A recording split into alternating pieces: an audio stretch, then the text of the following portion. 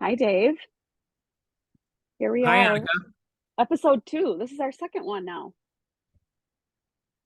Isn't that amazing? Mhm. I'm so excited.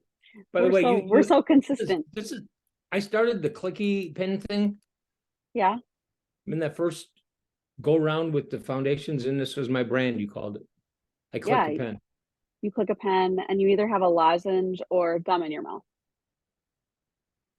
See? Yep. Anyway, Well, it's good to be back talking again and to be back in this rhythm. The first one we just did in this new, I guess it's a series. What in God's name is going on is the question and kind of this theme that you're going to pull us through and pull through our lives and explore through these different biblical truths and sermons that you've done and stories. So we just jumped right in last time and got started with that question. But really, you landed at the end of that after all the energy you expelled and how riled up you got. You even admitted it in that episode. But you or even landed, about I had the strong sense of lament, yeah. but it needed to be balanced with hope. Yeah, yeah, yeah. Go. Which it brings back kind of my memories of conversations with you this past summer and really just experiencing that with you and the frustrations you were experiencing in these what you called these culture wars and the ways and places that God's name is showing up that it shouldn't be showing up. But you landed in hope, which Yep. it's just it's that is a good place to be, right? When our hearts are hurting and when we are confused. But again, you identified this biblical pattern that happens in the Bible, that happens to God's people over and over again. And this is where the hope came out of, because you realize there's not something so unusual about the raging culture wars that we've talked about and the uncertainty and even this idea of exile and the experiences that we have on this earth as humans. And this biblical pattern is all starts with God's people forgetting. And Hmm. it's important to, as you said, normalize that. Forgetting isn't wrong or bad. It happens to all of us, and it's going to happen. It's going to happen to me today and tomorrow and probably the next day. But God's people forget. And when they forget who they are and whose they are and why they're here, what happens next in this pattern is they go into exile. And they go into exile with the Egyptians and the Assyrians and the Greeks and the Romans. And we go into exile, right? We are still God's people and we go into exile in our marriages, in our jobs, in our lives, in our parenting. There's in our hearts and in our spirits. All exile happens to us. And every time that this happened to God's people, one thing would happen. And you say, I love how you said it, the prophets would go off. And they In did. And they would come back to and say the same thing over and over again in whatever different voice that ways. they had, Yep, right? yep. Hmm. You need to remember and return, or return to your Lord, they would say. And this is the pattern that we can use and we can sink our teeth into and will bring us great hope. And where I want you to start and where to pick up is this pattern in Genesis. So crack it open, I'll start there. Yeah, the whole idea there was that this pattern has been from the beginning to the end. right? And I do find this weird encouragement in the fact that Mm-hmm. there's a normalcy about it. And it's not like you said it's not bad. Well, it's not morally bad, but if you break Mm-hmm. your ankle, it's bad. You know, Yeah. like going to exile, it's bad, No, don't but it's recommend it. I give normal. it 0 stars. 0 stars. Right, right. You give it zero Yeah. stars. 0 stars. Um, but it began in the beginning. In Genesis 1, it's incredibly compelling when God, they're walking with God in the cool of the day, and then the serpent tells a lie and they fall for it. And there's this estrangement. And before you know it, this intimacy is broken, and God says this, this, it's in the Bible and we're used to it, but it's a painful thing. Adam, where are you? Where'd you Mm-hmm. go? He's no longer there. And then the word is return to me. Adam, where are you? Return to me, to the Lord your God. That's what the prophet Joel said. It started in the garden. It's fascinating to me. It started at the beginning of the story. And so that pattern continued from that day to this, with this kind of rhythm that you already mentioned, of remembering and returning, and then being revived, and then forgetting again. Even that weird thing. And then they're back, I remember now, and I'll never forget again. And then you forget again, and then you need to remember again. And this is another distinction. It's not just part of our spiritual life. I hate it when we separate our spiritual life from our actual life, but this forgetting and going into a kind of metaphoric or real exile, it's just part of life. That's spiritual life.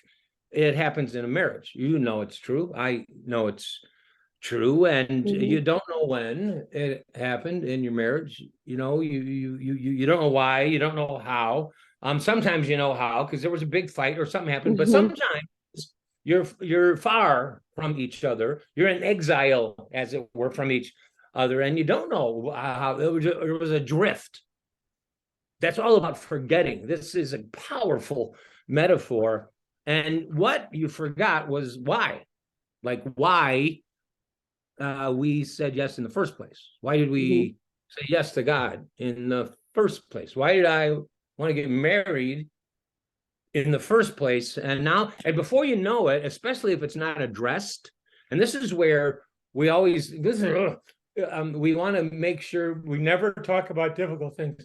But here's the deal. If you don't address it, and you just whisper it, or you build resentments, but you have drifted, what you end up doing is going through the motions.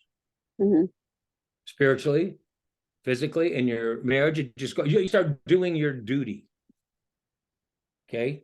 I think everybody knows, if you've been like a follower of Jesus for more than 10 minutes, there have been times when there is the love of your betrothal, when you came to faith, is faded, and you're just doing your duty, and I'm doing it because it's the right thing. And sometimes you do it for that. You just have to. But sometimes when you're into that pattern, it's time to stop and remember who you are, why you're here, who's your eye, why we said yes in the first place. Okay, a story. The prophet Haggai, he lived a long time ago. But what I love about this, again, this is why I love the scriptures, it wasn't much different. I mean, the words and the stories and the names are all so weird. It sounds so irrelevant, but nothing new under the sun is something that Solomon said. Chapter 1 of Haggai, verse 6. Listen to this. Okay, this is biblical language, so it sounds weird, but this is people's lives. You sow, but harvest little. Meaning you work, but nothing from it. You eat, but you're never full. You drink, but you're never drunk. That's in the Bible. Like, what is it? What's the use of drinking if you can't get drunk? That's in the Bible. I didn't make that up. Okay. You put on clothing, but you're never warm. You earn wages, but you put what you've earned into pockets with holes. Holy cow. Yeah. Isn't that incredible? Just like, I don't even think to expand, because what that speaks to, what that prophet 2,000, whatever, no, it's more than 2,000 years ago, is speaking about, he's describing a life of futility. Nobody's had that. Like, you've never felt like that, have you? No, never. No. This is the human condition. Because they seem to have everything they need. They have clothing, they have their wages, they have seed to sow, but it's never enough.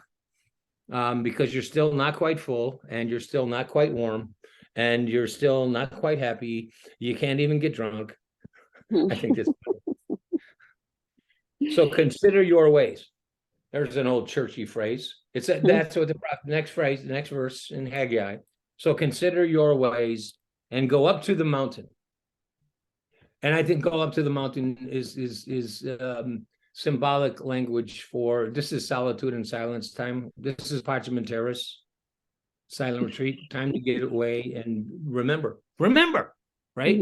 That's, go up to the mountain, because it's time to rebuild some things These are the next verses. It's time to restore some things, return to some things, but first you need to remember some things like who you are and whose you are and why you're here and who you really love. Mm. Stop. Because we forget who we really love. Get distracted. You get you whatever. Deep breath. Fascinating story. Okay. 1 Samuel chapter 4. Excuse me.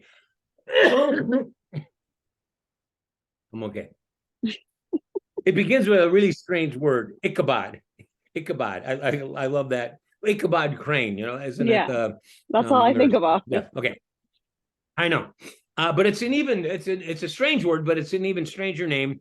But it is indeed a name. It's a word that shows up fairly early in the scriptures, in the story of God. In 1 Samuel 4, Ichabod is written, and what Ichabod means is the glory has departed.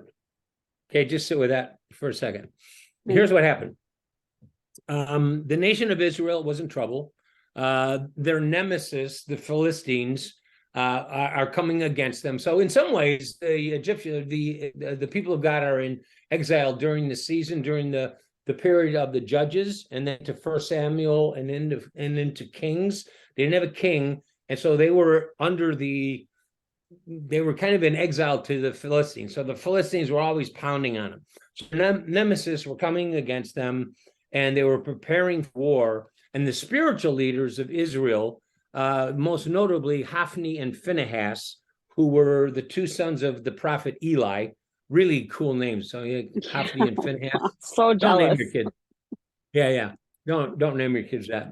Well, those two guys were a mess. And they were a lot of characters we meet in the Bible. They become like a type of person. But what I would call Hophni and Phinehas they were idiots. They were just like, what an idiot. That's what these two guys were kind of, honest, no joking anymore. They were like spoiled rich kids. They really were. And because they were spoiled rich kids, they never had to grow up. There's something to talk about relative to even culture today. They never had to grow up. They had no substance or no strength of character or spirit. And some of it came from the fact that they had no sense of reverence for God. So add that all up. No substance or depth, no character or spirit, no sense of reverence for God, and no hunger for presence of God. We don't always feel the presence of God, but people who come alive in God have this hunger. I want more of God. I miss that. Because I'm in exile of some sort, I don't have a sense of the presence. They didn't have a hunger for presence or a sense of reverence. And here's the kicker, Hanukkah, and this is where it just becomes, right now today, they were religious. They were religious. They didn't have a sense of reverence, and they had no hunger for presence, but they were religious. But basically, religious people are very superstitious. It isn't much presence of God. It's not about the depths of God. They were religious. And so as the Philistines are coming toward them and they are preparing for battle, they brought with them the Ark of the Covenant. And the Ark of the Covenant, the reason they would do that was because it was like a symbol of the presence of God. Because if we're going to win the battle, we want God on our side. And it was a symbol of the power of God and the glory of God. But to Hophni and Phinehas, because they had no real sense of reverence or hunger for God's presence, the Ark of the Covenant was like a rabbit's foot for them. It was like, I don't know what it would be like, bringing the Ark of the Covenant with them into battle would be a way for them to look like they cared about God without actually caring about God. Sure. I don't know, maybe it's even just going to church. So now I look like I care about what happens in church without really caring about a sense of reverence or presence. It was a good luck charm, a way to look spiritual without being it. And I think a lot of religious people are like that, who kind of tip their hat to God They go to church, but it's not much more than a good luck charm. I don't know if people do that much anymore, because a lot of people have gone, it doesn't work, and don't bother with that anymore. But it's kind of like, for some people, a way to keep the bases covered. I remember speaking at the chapel services a few times, not a lot, but a couple of times for the Vikings back in the day, and the Twins. And some of the guys who came to chapel were great, and they were there because they had a hunger for the presence, and they had a sense of God's reverence. And some of them, I'm just telling you, some of them were there to kind of rub the rabbit's foot. They didn't want anything to go wrong, so I'm going to go to chapel. You get it, right? Yeah. Okay. A lot of us do that same kind of thing. I'm not even picking on them. So they go into battle with the Ark of the Covenant, but they didn't really care about the presence and didn't have any reverence. It was a rabbit's foot for them. They lose the battle. Back to the story. Not only did they lose the battle, 30,000 were killed. Hophni and Phinehas were among them, so they're dead. And the Ark of the Covenant is gone. The Philistines take the Ark of the Covenant, so they've kind of lost everything. One single messenger escapes the battle and runs back to the city to tell Eli the prophet, who's the father of Hophni and Phinehas, and basically says, I have terrible news. He says to Eli, who, by the way, he found sitting on the wall at the in the city. The battle is lost. 30,000 are dead. Your 2 sons are among them, and the Ark of the Covenant, which is a symbol of the presence and the power and the glory of God, is gone. Eli hears this news, is so overwhelmed that he falls backward off the wall, breaks his neck, and dies. Boom. The Bible, a horrible story. You should read these stories to your kids when you put them to bed at night. Horrible. I don't even remember this one. It is bad. I know. So anyway, Eli dies, and the messenger then needs someone else to tell. And he's looking around. And he runs into the wife of Phinehas, who he then tells her, I have terrible news. The battle is lost. 30,000 are dead. Your husband is among them. Your father-in-law as well is gone. And the Ark of the Covenant, which is a symbol of the presence and power and glory of God, is gone. And she, being great with child, means pregnant. Did you know that? Anyway, goes immediately into labor. Gives birth to a son, and she dies in the process of giving birth to the son. Before she dies, she names her son Ichabod. Well, that seems fitting. Now I understand. Which is a nice move. And actually, what she said, she names her son Ichabod, saying, the glory of God is gone. Ichabod is written. It's a strange word. Ichabod. It's just even stranger name. It would be a horrible moniker to wear, a horrible pronouncement to hear, like like Ichabod is written here. That would be a pronouncement that says the glory's gone. There's no sense of presence. But it was a pronouncement, and this is now we're kind of going all over the story here. Remember, from the beginning of the story to the end of the story, we forget and we remember. Now I'm going to go to Revelation. So that's the end of the story. So this Ichabod declaration is given by God to a church named the church in Sardis. Revelation 3, verse 1, it says, the Spirit of God through John pronounces this. I know your deeds, that you have a name that you're alive. It's a fascinating phrase. You have a name that you're alive, but you're dead. Ichabod is written, the glory has departed. It's like, I've used this before, but the Rime of the Ancient Mariner, this famous poem says this, that corpses man the ship, and dead men pull the oars, and dead men steer the vessel. Close your eyes. Incredible image. It's very haunting. Corpses man the ship, dead men pull the oars. It's like what's that movie with Johnny Depp? Oh yeah, the Pirates of the Caribbean. Yeah. Whatever. Hey, I got it. Dead men steer. You did. And so it's a fascinating, disturbing picture because the ship is moving. It appears to be functioning. Now it's becoming an amazing picture. There's only one problem. Looks like it's moving, looks like it's functioning. Only one problem. Everything is dead. Everyone is dead. It only looks alive. So if you see it from a distance, well, that's a normal ship. No, everything on it is dead. If it were a church, now we're meddling here. But this goes back to what in God's name is going on. Okay, the whole purpose of this series. If it's a church, activities would still be happening, classes would still be meeting, songs would still be sung, pews would still be filled, finances would still be raised, and buildings would still be built. Just one problem: everything's dead. It doesn't look dead, but I mean, lots of activity, lots of movement, lots of noise. It's that way on purpose. Lots of noise, and we confuse that with spiritual life. Just no life. Ichabod is written. The glory has departed. And what's tricky about this whole picture, metaphorically, is that from a distance it still looks great. From a distance, it still looks. The church looks great. The ship that's manned by dead people and the oars are still moving looks great. Sermons that are entertaining, informative, and funny, maybe even bring a tear to your eye. But it's no longer, and here's the deal, it's no longer the penetrating, pervasive, undeniable sense of God's presence that you experience, and you've experienced it. And I don't want to just reduce it all down to being in church, but there are times when we're together with people of God, when you walk away, you may remember points of the sermon or the word, but what you can't put your finger on what it was this undeniable, penetrating, pervasive sense of presence.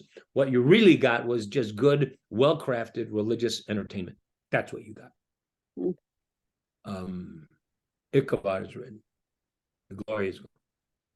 And with that religious entertainment thing, I harken back to our first episode where I talked about what in God's name is going on, because in God's name we're entertaining people sometimes, but like Hophni and Phinehas, there's no sense of reverence, no hunger for presence. We don't need the presence. We just need the pews filled, and we'll entertain them.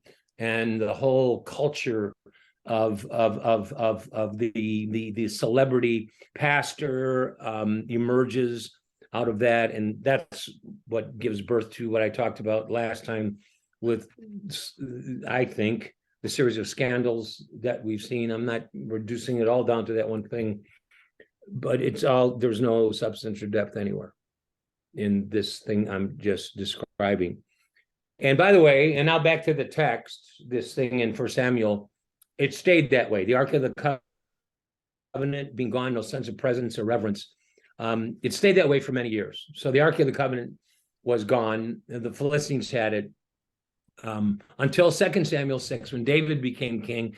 And when he did, and this says a lot about David, and you've even met people like this. I think we have a pastor at Open Door who's like this, has this kind of spirit right now, because the first thing David did when he came back was we're going to get it back. I don't care about anything else.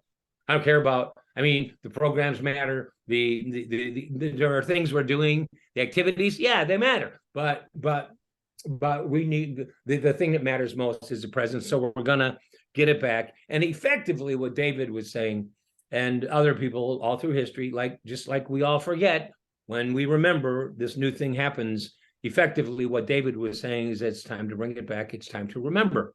It's time to rebuild and restore what was lost. And what was lost was not just the Ark of the Covenant. That was like the physical thing, but it was this spirit of reverence, the sense of God's presence. Ichabod was written, the glory was gone. So we're going to get it back in 2 Samuel 6.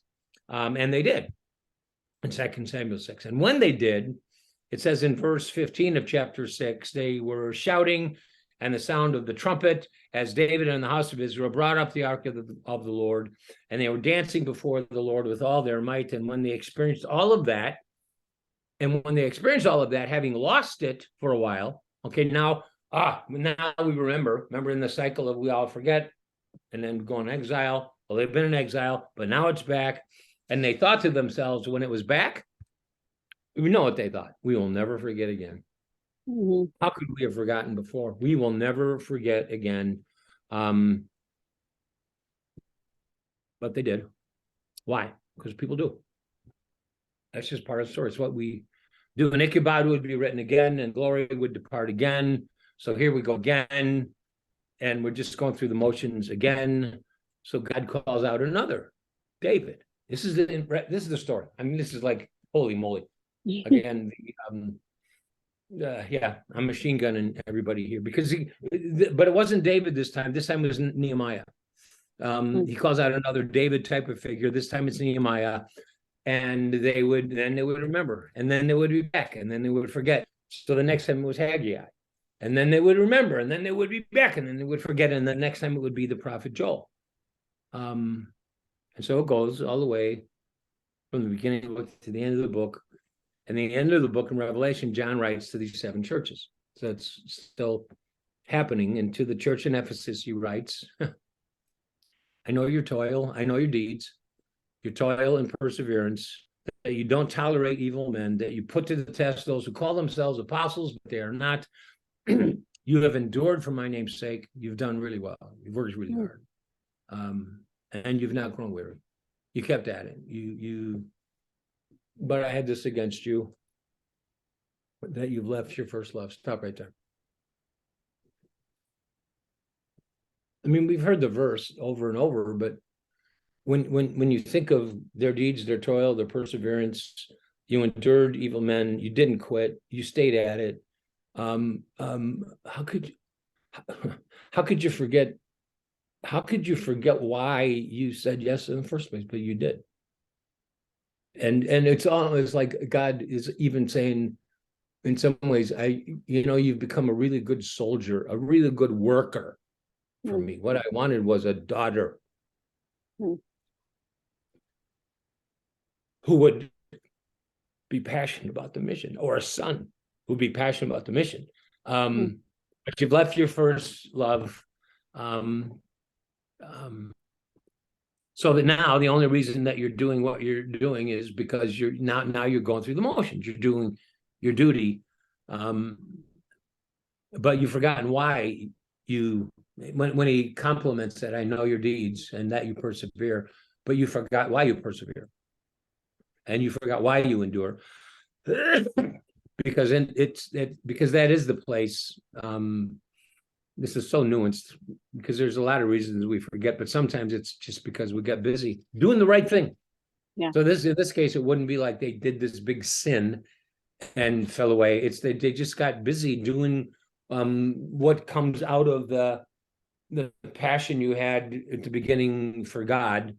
And so guess what John says to him? I love it. Verse 5, Revelation 2, remember, therefore. You forgot. Remember from where you have fallen and repent, which means to turn and do the deeds you did at first. And the truth is, the deeds they did at first were actually a lot of the same deeds they were doing now, like protecting the flock. They were doing those at first, and they were doing them now, and they were persevering at first, and they're doing them now. They were enduring, but at first they did it all for love. It was why they were doing it. Do the deeds you did at first, but do them for the reason. You got to go back and find the reason. You forgot the why. They did it for love. And somewhere in the middle of all the busyness and all the enduring and persevering and guarding and protecting, they forgot who they were and whose they were and why they were there. So they needed to remember. My favorite illustration is, excuse me, liken it to a family. Husband and wife. I think I've already kind of made this connection, and it's real. And almost 50 years ago, Bonnie said yes to me, and I said yes to her, and then you just start doing life. There's nothing wrong with that. It's what you're supposed to do. You start going to work and paying bills and raising kids and helping with homework and bringing them to soccer, and that's the problem. You should have started them playing another sport. Pursuing a career, building a home, all good things, building a ministry, a church. So I know your deeds.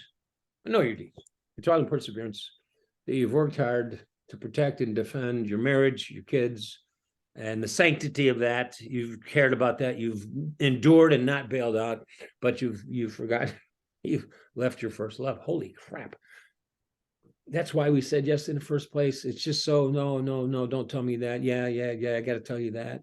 Mm-hmm. Not because you're bad. That's not why you forgot. It's not because you're lazy.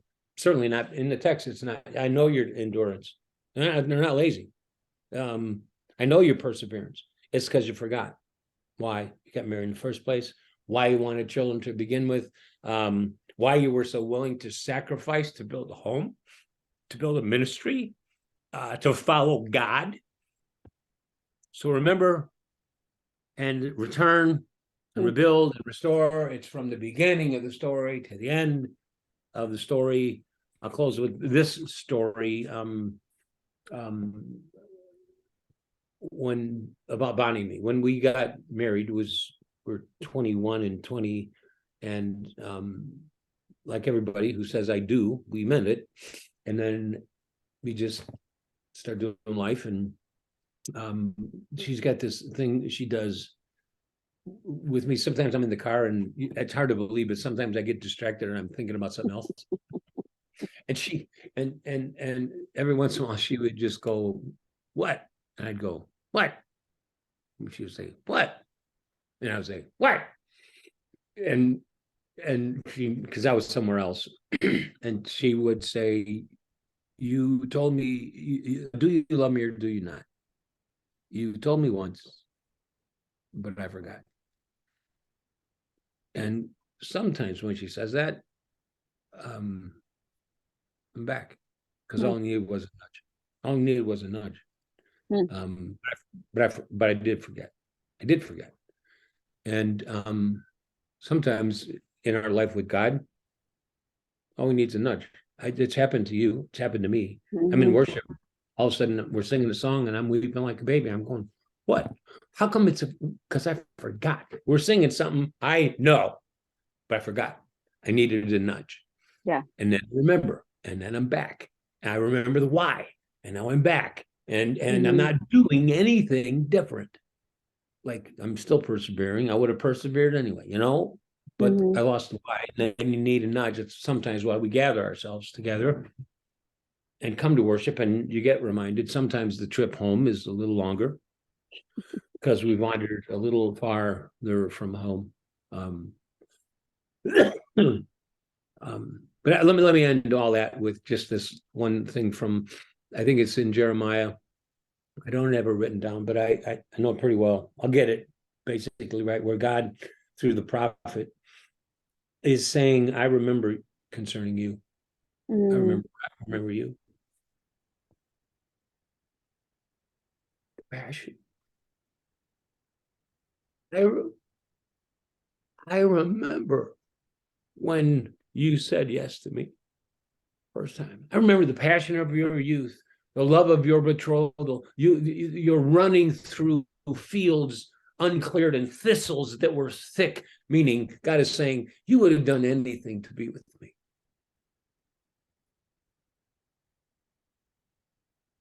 I remember concerning you. Do you remember me? That's God saying that to us. And he says it over and over and over again. Do you love me or do you not? You told me once, but I forgot.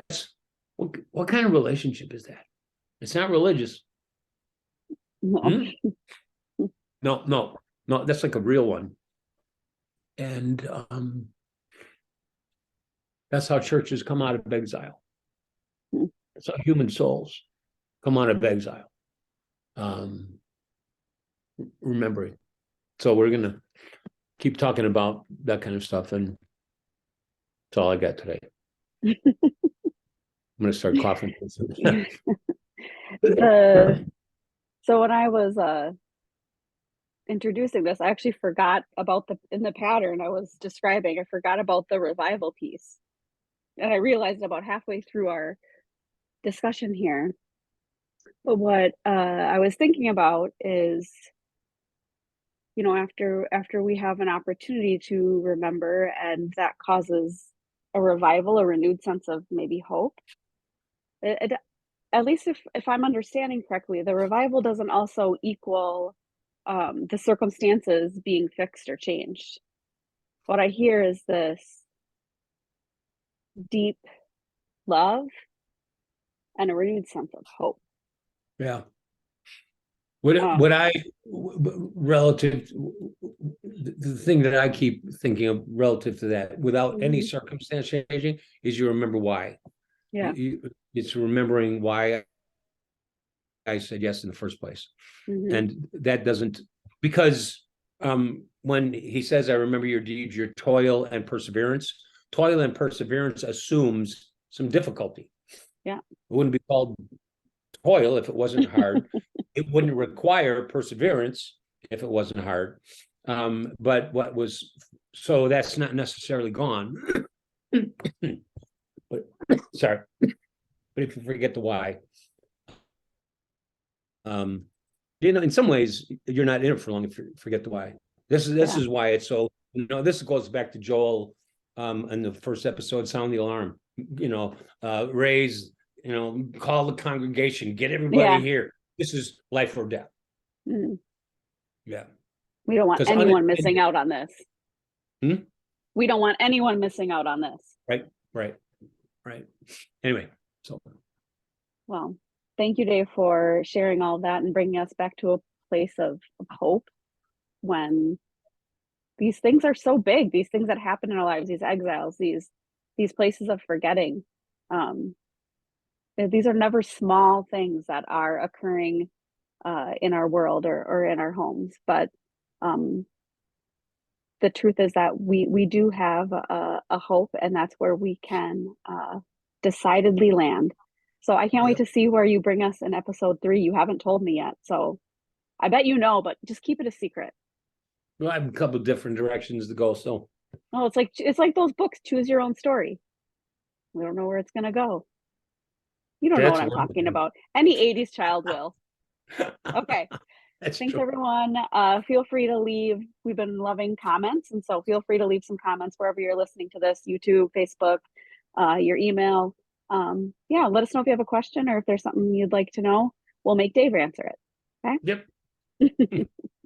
Okay, see y'all soon.